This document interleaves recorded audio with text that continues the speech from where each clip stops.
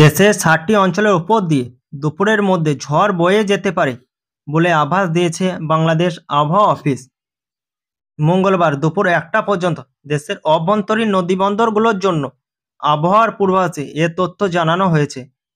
এতে বলা হয়েছে, খুলনা, বরিশাল, পটুয়াখালী, নোয়াখালী, কুমিল্লা, চট্টগ্রাম এবং কক্সবাজার অঞ্চলের উপর দিয়ে দক্ষিণ বা দক্ষিণ পূর্ব দিক থেকে ঘন্টায় ৪৫ থেকে ৬০ কিলোমিটার বেগে অস্থায়ীভাবে দমকা ঝোড়ো হাওয়া সহ বৃষ্টি ও বজ্র সহ বৃষ্টি হতে পারে।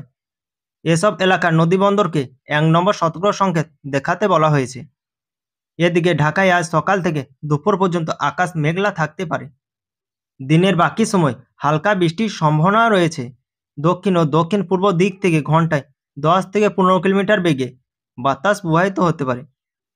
আবহাওয়া অধিদপ্তর জানিয়েছে, আজ সকালে রাজধানীতে তাপমাত্রা ছিল ২৬ ডিগ্রি সেলসিয়াস এবং আর্দ্রতা ছিল ৯৬%।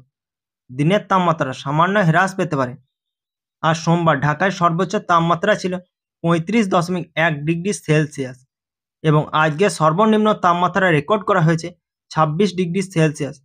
গত ২৪ ঘন্টায় ঢাকায় বৃষ্টিপাত হয়েছে ৫ মিলিমিটার। ও দক্ষিণ ওড়িশার উপকূলীয় অদূরে পশ্চিম মধ্য বঙ্গোপসাগর ও তৎসংলগ্ন উত্তর পশ্চিম বঙ্গোপসাগর এলাকায় অবস্থানরত নিম্নচাপটি উত্তর পশ্চিম দিকে অগ্রসর হয়ে মঙ্গলবার সকাল ৬টায় দক্ষিণ ওড়িশার উপকূল অতিক্রম করে বর্তমানে উপকূলীয় ওড়িশা ও তৎসংলগ্ন এলাকায় অবস্থান করছে। এটি আরও উত্তর পশ্চিম দিকে অগ্রসর হয়ে ক্রমান্বয়ে দুর্বল হতে পারে।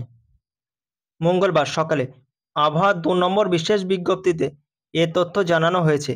বিজ্ঞপ্তিতে বলা হয়েছে, নিম্নচাপের প্রভাবে উত্তর বঙ্গোপসাগরে বায়ুচাপের তারতম্য আধিক্য বিরাজ করছে।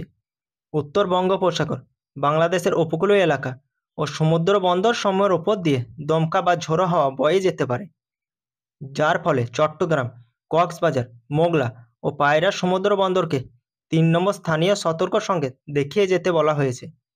উত্তর বঙ্গোপসাগরে অবস্থানরত মাছ ধরার নৌকা ও ট্রলারগুলোকে পরবর্তী নির্দেশ না দেওয়া পর্যন্ত উপকূলের কাছাকাছি থেকে সাবধানে চলাচল করতে বলা হয়েছে।